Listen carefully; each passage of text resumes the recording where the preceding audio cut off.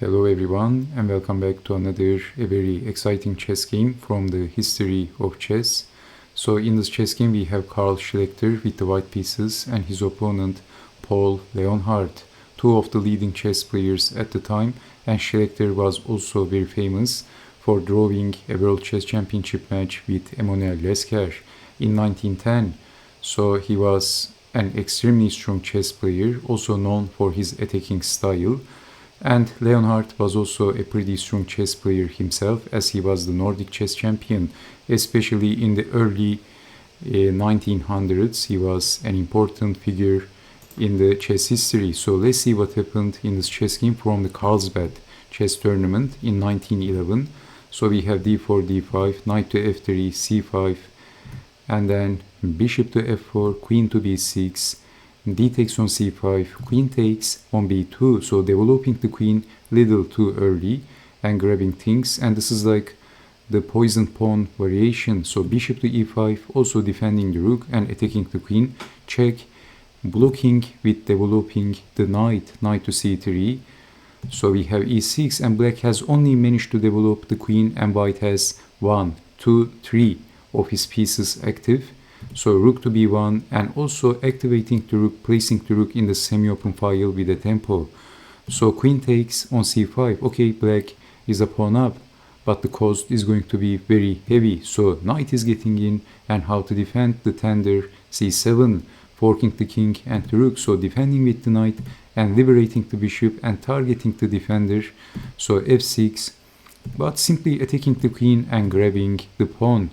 So knight to c5, and then eliminating the bishop, because the bishops are very important. Schlechter understood that.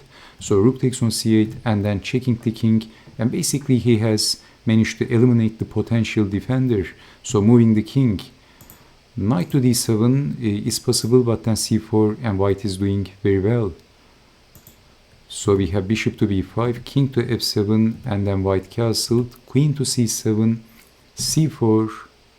So pawn takes pawn is also possible.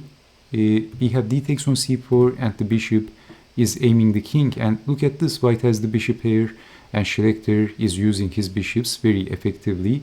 And both of his bishops is aiming the king like two snipers. So knight to e7, and black wants to escape, but you can see that this pawn is tender. And Schlechter says, you can run, but you can't hide. Knight to e5, that's check, sacrificing the knight. And actually this was quite an impressive and a very beautiful sacrifice. So black still haven't developed the bishop is stuck and the rook is boxed in.